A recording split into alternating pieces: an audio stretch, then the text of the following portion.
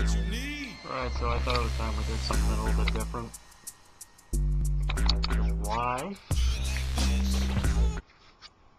we are doing a little bit of Hustle Kings. Now, for you who don't actually know what Hustle Kings is, it is a...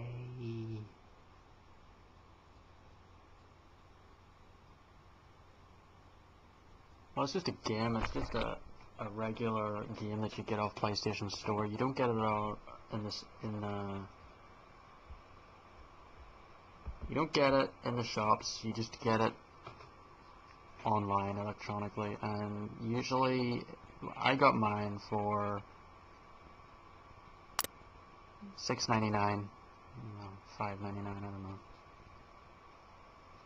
Which is a complete fucking bargain, because when you look at it, it's fucking awesome.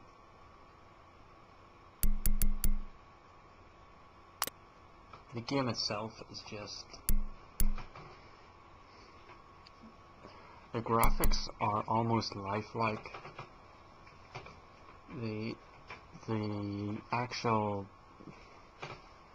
like features of the game as well, it's almost like a full game. You'd expect this game to be sold in stores for like a full price of 40 quid, but it's not. It's just, I don't know, it's probably the best sort of mini, it's not even a mini game, I don't know why I'm saying that, but it's sort of the best online store game I got from the PlayStation Store by far.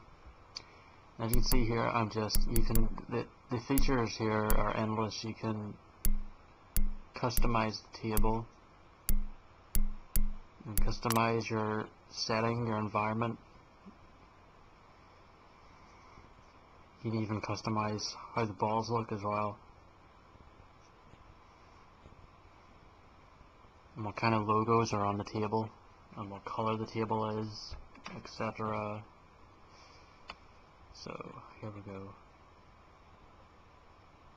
I'm just going to start off and show you what a game is like. A regular practice with no opponent, just free play, where you can just do whatever you want, and you can play for as long as you want until your heart's content, which is a great setting because you can just practice as much as you want. I'm just going to give you a little view of the table here. I'm not going to skip this just yet. I just want to show you just how beautiful the graphics are. Just how nice the actual table looks. And it's really in-depth. This game is just, it lets you explore every inch of the table with the zoom feature, where you can zoom in on any ball on the table that you want, and you can zoom at any corner of the table. You can do whatever you want, and it's to analyze each shot before you take it, just to give you maximum control, and just so you can see everything that's on the table before you hit the shot. And there's no time limit. I mean, you can look at any part of the table for as long as you want before you take the shot. The freedom in this game is just one of the things I love about it, where you can just do whatever the fuck you want for as long as you want.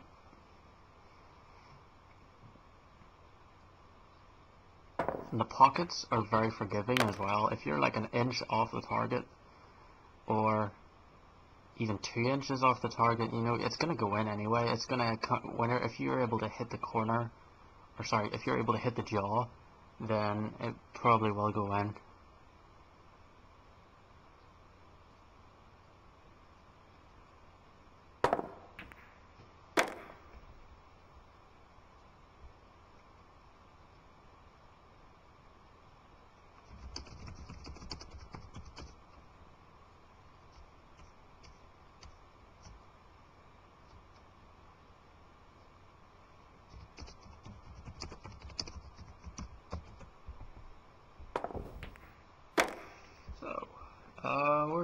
I'm not really doing much. I'm just picking either solids or stripes, and I'm gonna try and finish that suit first.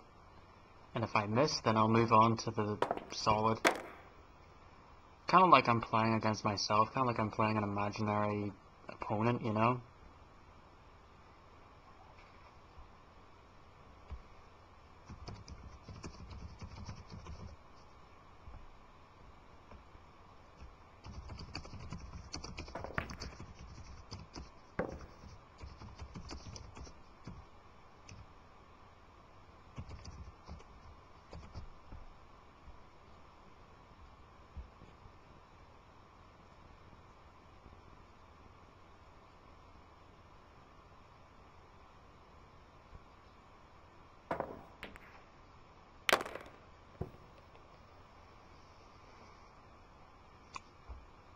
So yeah, I've kind of explained everything there is to explain about the game so far. I can't really think of anything else. I mean, the features are kind of what you'd expect in a billiard/pool game. You have the left stick aims the cue. You can aim it up where you're hitting down on the ball. The trajectory changes, so be careful with that. It's very sensitive, so if you want to fine-tune your aiming, you hold down the circle button. The harder you hold down the circle button, the slower the aiming line moves to give you maximum control. And if you let up on the circle button, it speeds up the line a little bit, so just a little bit, so you pretty much, it's like you're God in this game. Every detail of the game is at your control, and nothing happens without your say-so. So, you know, right analog stick is to put spin on the cue ball. You can see at the bottom left corner of your screen the red dot on the cue ball. Not the cue ball on the table, but the cue ball on the corner of the screen. You move the right analog stick around to move that red dot. Whatever the red dot is, that's the kind of spin you'll be putting on it. So, and to reset the spin, to make it go back to the middle, if you're not happy with the spin you put on, just press square. It'll reset it. L2 and R2 are to, you know, just tamper about with the power of the shot.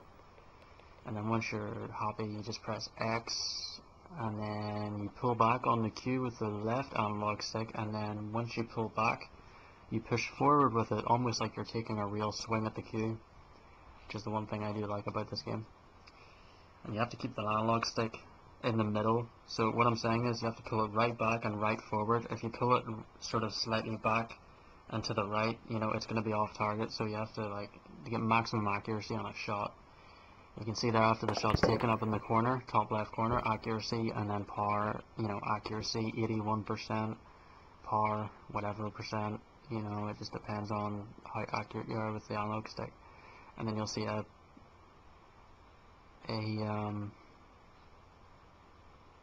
another message in the corner just reminding you to chalk your cue, because you do have to chalk your cue, otherwise your accuracy will suffer. So to chalk the cue, all you have to do is shake the controller and you'll hear a noise, and that means basically the cue is being chalked. You can even choose what kind of chalk you use. There's 3 different kinds of chalk you can choose from. I'm using the standard blue. You can use other ones. I'm not quite sure what they do actually, to be honest. That's pretty much everything you need to know. Not really anything else. Triangle, if you hold it down you can move the cue ball, but only in practice mode and only in a match if your opponent has taken a foul shot and you're able to position the ball behind the ball line. That's basic stuff though, you should probably already know that if you play pool at all. The only other thing to remember is just to, you know, make sure you explore every part of the game and just, you know, have fun with it, you know, just fucking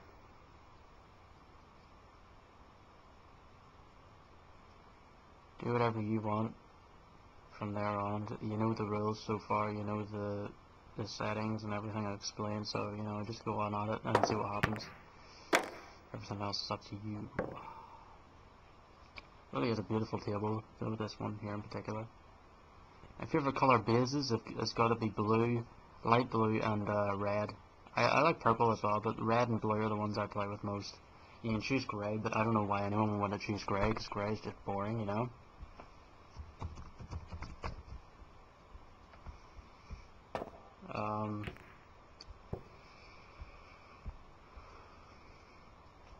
Oh, we're coming up to the 10-minute mark already. I actually chose that logo that you see on the table right now. I chose that myself. I chose the crown. You can choose the Hustle Kings logo, which is just HK in the middle. You can choose any other one. You know, there's others to choose from. I chose the crown because I kind of like the shape of the crown on the table. You can even choose to have no logo whatsoever on the table, which is fine. I don't really give a shit either way. I think all the logos look pretty nice, whichever one you use. It's all up to you. It's kind of like create create an arena mode in WWE 12.